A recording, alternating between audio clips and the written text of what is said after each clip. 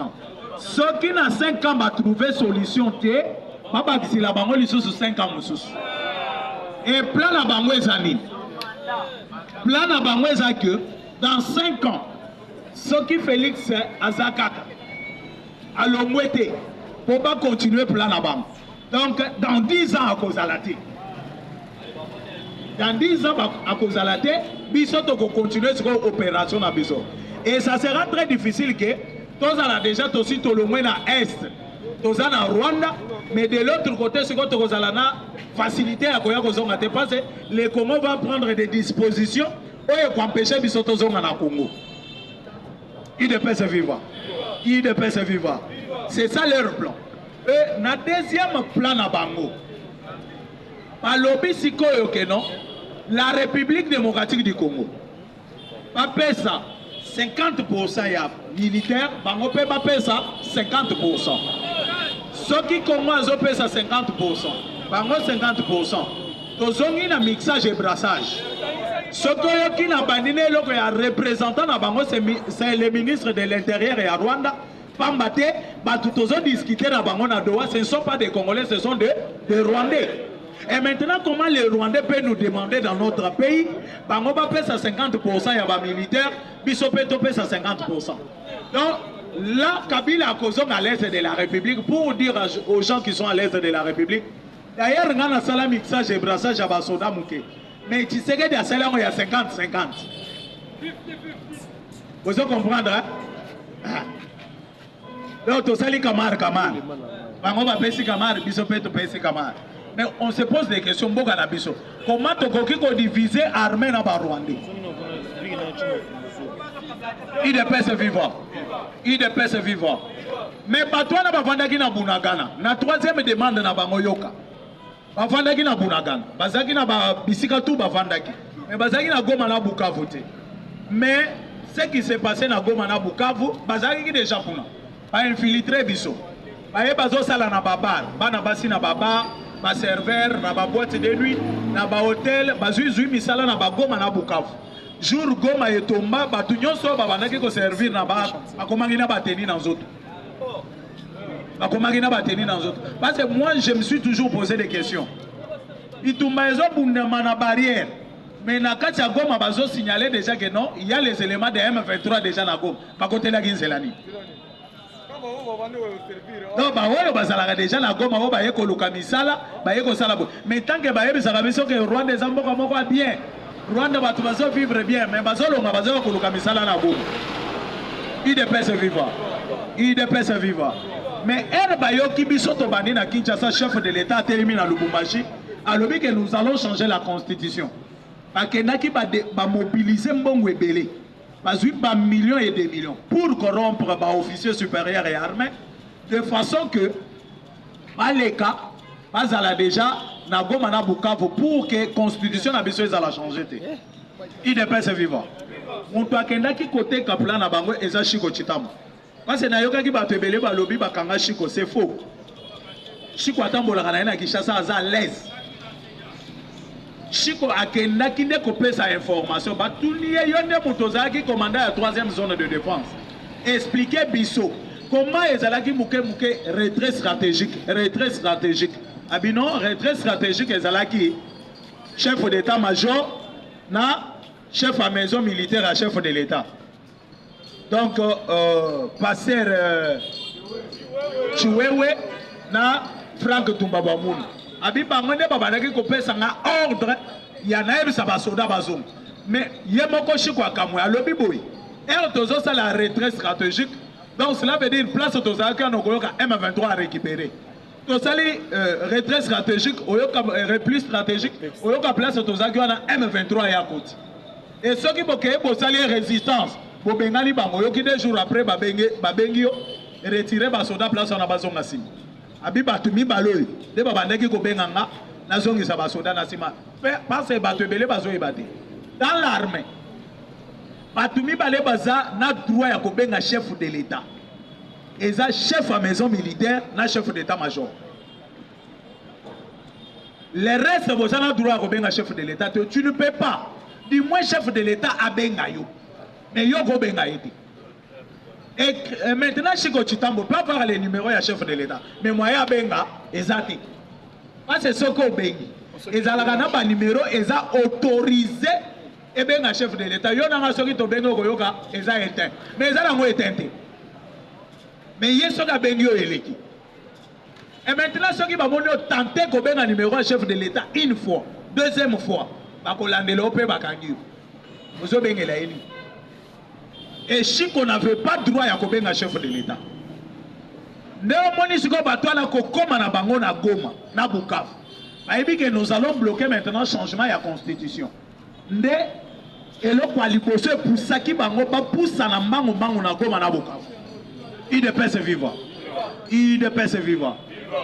Même une jeune fille ou un ministre qui a communication en Rwanda. À ça même point de presse pour dire que non, tu sais qu'il ne peut pas changer la constitution. On se pose des questions.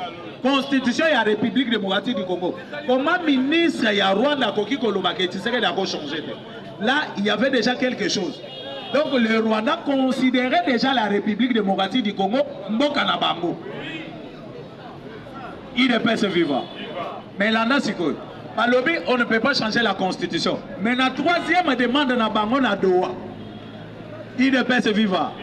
Malgré il ne peut se totangate mais to mekaka ko raisonner ta mwanda. La troisième demande na bango na doa. Bazali ko senga na chef de l'État a nommé ba gouverneur. Ce qui gouverneur aza titulaire il y a régime ya Kinshasa, adjoint il faut azala ya bango.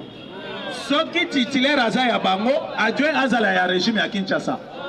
Et c'est par là que les Congolais bakoki ko comprendre et les Congolais bakoki ko se poser ba question. Comment bino boboy changement ya constitution? Mais vous acceptez maintenant que le gouverneur soit nommé par le chef de l'État. Parce que dans notre constitution, il y a un article mon côté. Et puis si chef de l'État droit y a nommé par gouverneur. Donc ce que moi je comprends est que notre constitution peut être changée que sur leur décision. Il ne peut se vivre. Donc constitution est en bon canabissoa. Bakoki ko changer en goa. Ce qui bango bandimi. Ce qui bango balingité. Donc on peut changer la constitution. Déjà de loin, l'M23 présente déjà une dictature au peuple congolais. Parce que notre constitution peut être changée que sur décision il y a peuple. Mais pas sur décision il y a M23. Donc sur la décision du Rwanda, on peut modifier ou on peut changer la constitution de la République démocratique du Congo. IDPS vivant. IDPS vivant. Chers compagnons d'élite, c'est à partir de là où les Congolais comprendre que tous en face, il y a banane. Tous en face, il y a banane. Et dans la minute aussi, l'Europe n'est pas solo là, en ébullition. L'Europe, hier, j'ai essayé de toucher, mais pas tellement. À rencontre, il y a Poutine, là, Donald Trump. Et Bangisi Europe mobile. Et surtout la France. Parce que la France va me mêler, même va mimérer. Et pas Kagame. Va le vite, papa. Aboka Bundé. Il dépasse vivant.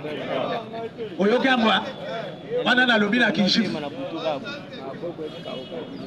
Emmanuel Macron a boy. Minéraux à Zobomé la batoilette de la République. Père Nabangouezani. Rencontre il y a Donald Trump na Vladimir Poutine. Parce que Bango mi balé. Soko talu idée na Bango. Baza presque la même idée. Parce que Vladimir Poutine a ébi saka président français. Laissez les Africains vivre en paix. Si les Africains viennent nous envahir ici, les Japonais binoba français.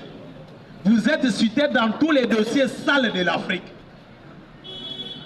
Et Trump a eu qu'on soit pouvoir, a eu ici la même chose. Parce que France a qui mangue et pas Trump pour confondre Russie.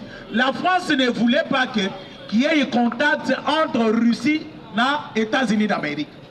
nde eloko France abandaki kolite makasi bazala kaka bongo mbeli mbeli.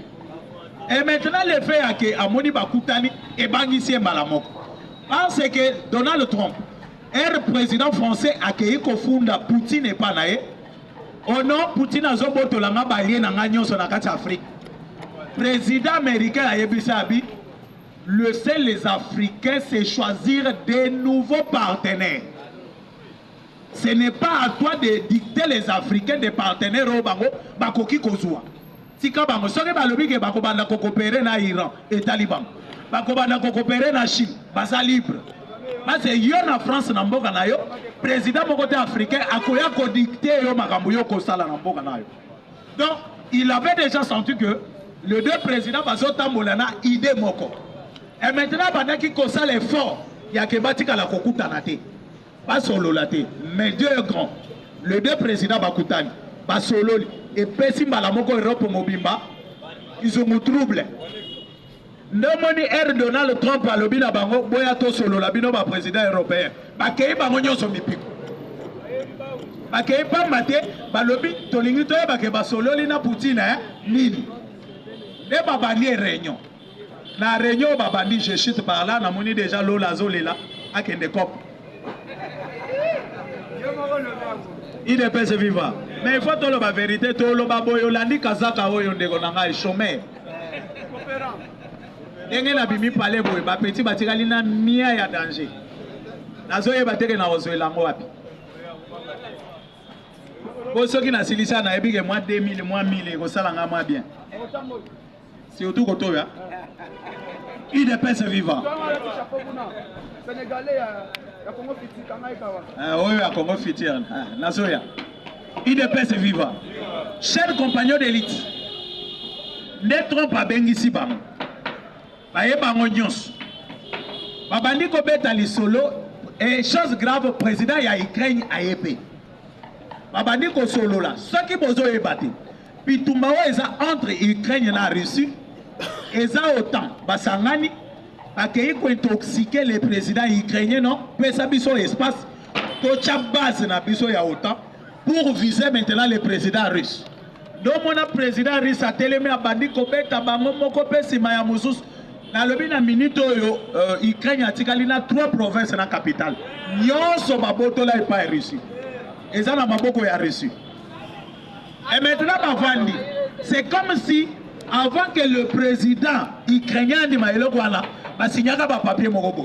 c'est comme si parce que tout bakuna bazole la kakake Poutine a libéré président ukrainien solo bate peut-être azali ko yebisa bango tata boyaka na makambo na boyaka boyebisanga to signer ba papier bino boko sécuriser makambo nyonso mais tala Poutine nenga zo boto la Ukraine mobile Trump peut piéger bango ayebisi bango le territoire est récupéré par Vladimir Poutine et tikali ya Poutine.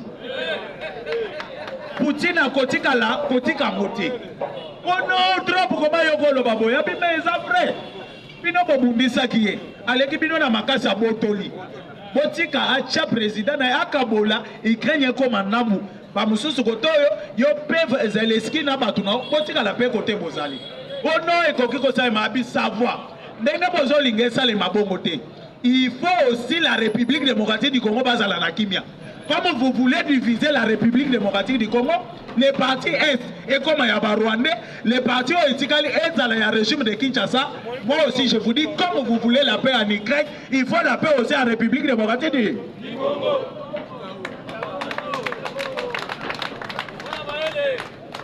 Il ne peut se vivre. Au monde na mokilo yo bandeko na ngai. Okomona mutu mususu fayu. Au monde y est un fayu mais sachez bien que ce qu'il fait c'est la sagesse. Malgré qu'il fayu là. Personne ne pensait pas que Donald Trump peut être intelligent jusqu'à ce niveau. Personne. Intelligence moi je vous dis et ça y a trompé. Exact. Intelligence oyo yeho asalinini achena kati. Parce que Trump en les regardant comme ça, la président. Personne ne peut pas raisonner qu'il peut raisonner vous. Il ne peut se vivre. Il ne peut se vivre. Et Donald Trump a dit, sachez bien que les États-Unis d'Amérique parce que batie makolo na bango na kati ya République démocratique du Congo. Le lenge batie makolo na Congo bozolinga kimia na Ukraine, boluka kimia d'abord na Congo après tokoya kosilisa ya Ukraine. De ba président français nyonso, ba président européen nyonso abattu. Ba moni que COP ya Congo il faut to sala nini to longwa. Parce que koto to signer ba papier. Sinon Zelensky oyo akoriske abimisa makambo to signaki na ye. Et comme il s'est biso donc bobar na mokili mobimba. Il faut tout le monde la makolo na biso wapi na Congo. UDPS viva. Je dis je vous remercie. Ok, Tobegi commandant suprême. UDPS viva. UDPS viva. Ah Fatime. Obeteli président Stani Maboko Makasi. Atambo la bo pesa ye. Pesa yo prendre papa. Chers combattants, bonjour à tous.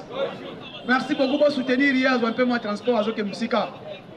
Tout solo la moitié 10 minutes na baksa likolo, toye ba classe to komi. Comment tozali, to moni que le monde actuellement est dirigé dans 2 personnes. Il ne va pas vivre en haut. Donald Trump pour le moment na Poutine. Nathalie Emmanuel Macron va prendre ici un appendé dans l'église. UDPS viva. UDPS viva. Avant de compter dans la salle de la réunion de Donald Trump. Pachamba on a pas. On va dire projet on a dans l'église. Mais là il y a madame Macron fanda a. Yo monsieur premier ministre d'Angleterre fanda a. Avant ici on a pas. Alors c'est la Donald Trump va continuer dans bureau. Parce que bakiti ba tabouret ba cheli bango. Tabouret, Zelensky Emmanuel Macron, premier ministre d'Angleterre, président Philippines, président à Suède, bon fan d'anan. So Macron a fandi liboso siko na bureau na ye. Aja la bango boye bango so fandi. Hein? Non, pardon. Aja la bango siko boye na ban na afandi. Ko téléphone sonne azuya. Good morning Chishakedi. Good morning. How are you? Fine, fine.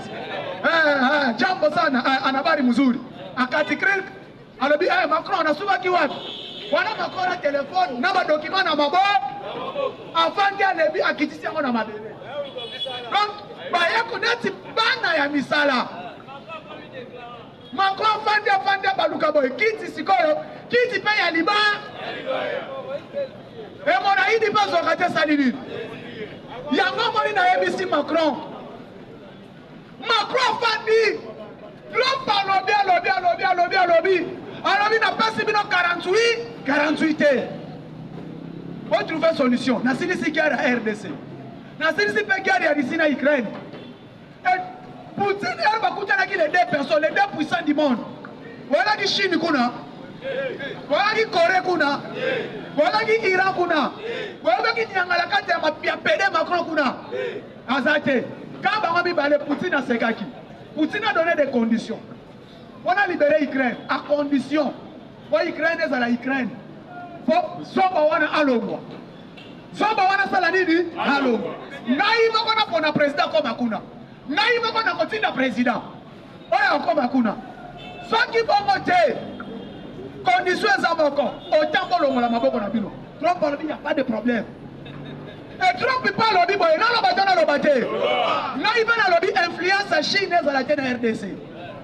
Influence na Chine à la tête. Sauf que on a la d'accord. Mais Chine na RDC fait allo la mabo. Wote le chele qui wana. Après rencontre na bango Trump Emmanuel de Poutine a vu avion mati. Likolo avion. Ndingi c'est quoi entreprise chinoise. Sanction quoi ya raté salini. On parle bien, tu as fait bonne chose. Allez. Bangamba na ngai Europe boyamba. Macron, loi. Premier ministre Angleterre, loi. Chancelier américain, chancelier allemand, boya. Premier ministre président Italie, yaka boya. Allez, bon fanda. Baye. Honneur militaire exalté. Hymne national et bêtité. Baya bi bango lokola bana bikie. Ande kona ngai. Macron a talié. J'ai interview qu'on a en France. C'est la toute première photo du président Polonais. On va humilier pas Moutounion surtout. C'est tout qu'on appelle Emmanuel Macron. Troisième bibi Azui. Tshisekedi a humilié les Noirs. Président Burkina Faso a humilié les Noirs. Russie a humilié Poutine. Tout le monde a fait de la barre de l'école. Le col a barre de l'église. Pas la classe où tu as examiné la place de Tchakayo Zokoma. Mais tout le moyen commun. Ayana 7 ayako Lukamusa.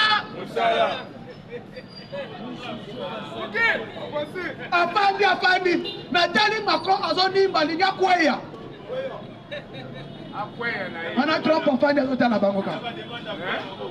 Mawami. Bande konangai eza mawabi na bosutena ka Vital Kamerhe lwakanikini. Na moni azao mutu moko. Azanga mboyo.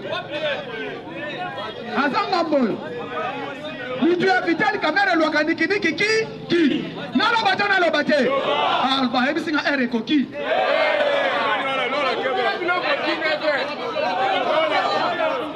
Nalo bate. Awa wabomoni. Kamerhe vient à répondre le président de la République le même jour. Le président de la République a yambi vice-premier ministre belge des Affaires étrangères. Alors, nous allons soutenir l'idée aux États-Unis d'Amérique à Pessi pour la paix. Pour la paix, c'est ça que le Congo est en train de soutenir. Et vous aussi, l'Union européenne, vous devrez soutenir. On a le président déclaration d'ailleurs. Vice-premier ministre belge a mis dans le bureau du président de la cité de l'Union africaine. Alors, le président m'a dit, nous devrons nous soutenir l'idée des États-Unis d'Amérique, appuyée par le président Trump. Mais pas question l'idée de Noah. Là, la République démocratique du Congo est totalement lamentablement échouée. Toboyango. Bolandi et Rabimi. A quel moment on a vu dans l'Assemblée nationale?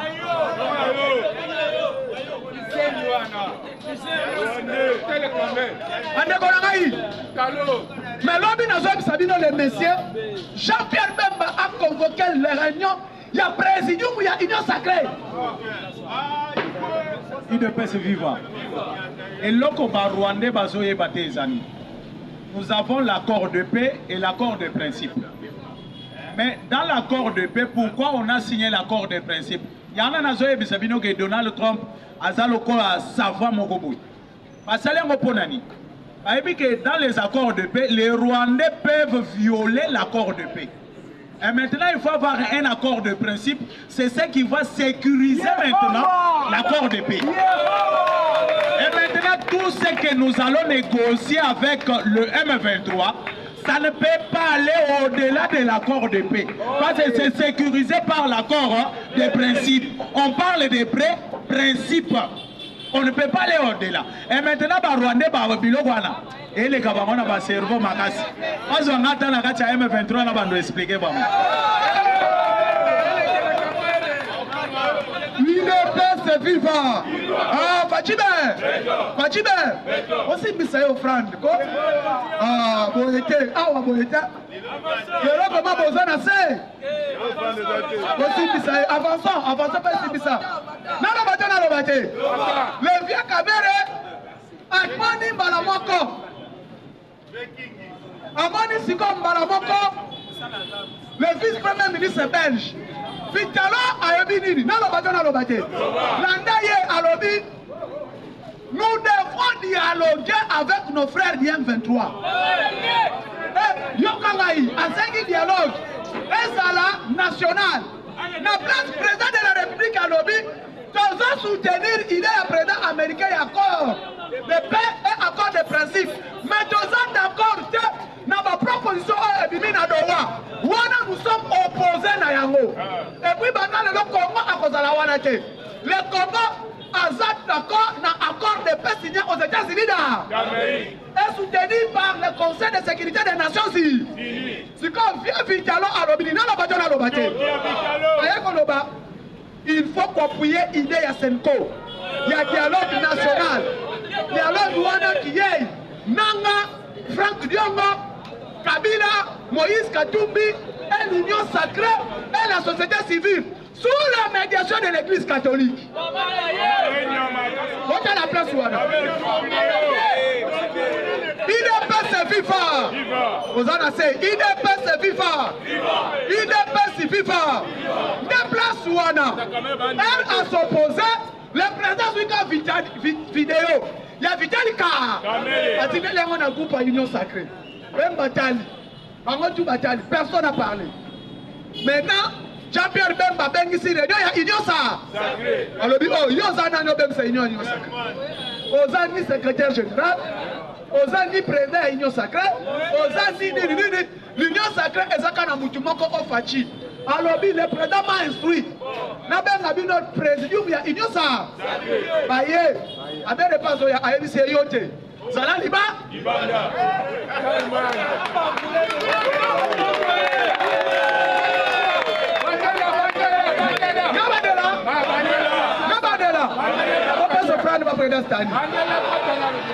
Sokite bimo kona kokata wana koko bandango lobi tolaka na posa 5 000 ya transport toke musika reda stani tambola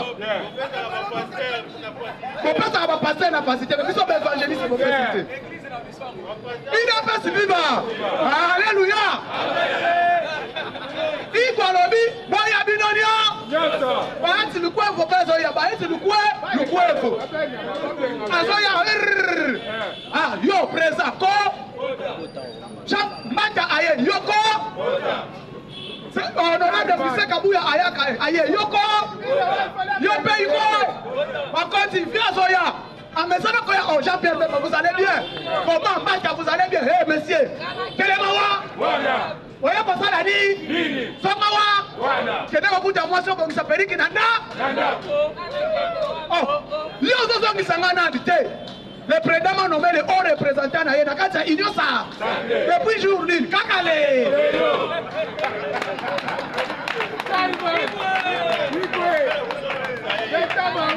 Iko abisi ba président ba parti politique wana nalo ba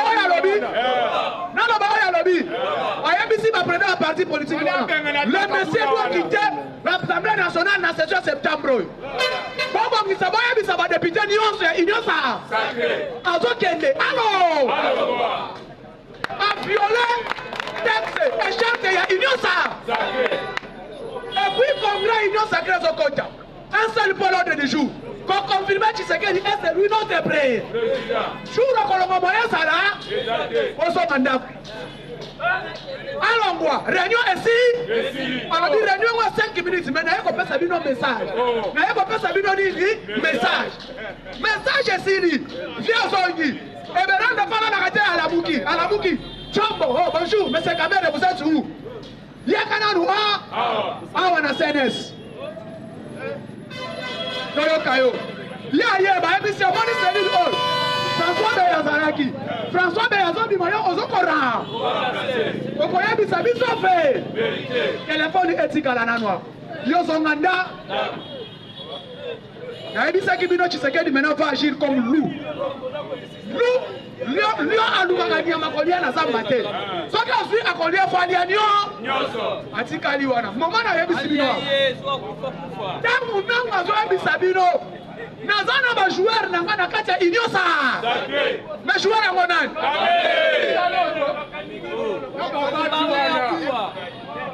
tangu nangu azoloba le numéro 9 na biso chaka babi azalaka kuna yena ayebisaka biso makambo nyonso awawa contradiction entre président Félix Tshisekedi na Vital Kamerhe yango bomoni makambo to bana vivre entre Janine Mabunda et le chef de l'État yango to yango te conflit ezate koto problème ya Fachina Mabunda conflit ezalate suka Union sacrée salema te suka conflit yango yo président alobi dialogue ezate to soutenir idée ya États-Unis da est-ce que États-Unis d'Amérique a mis la dialogue États-Unis d'Amérique a mis un peu trop sans condition parce que Congo est développé na Kimia sikoyo ye aya na dialogue national na forme ya Senko e forme ya Rwanda landa sikoyo nayebisa bino repousse di dossier ya Union Européenne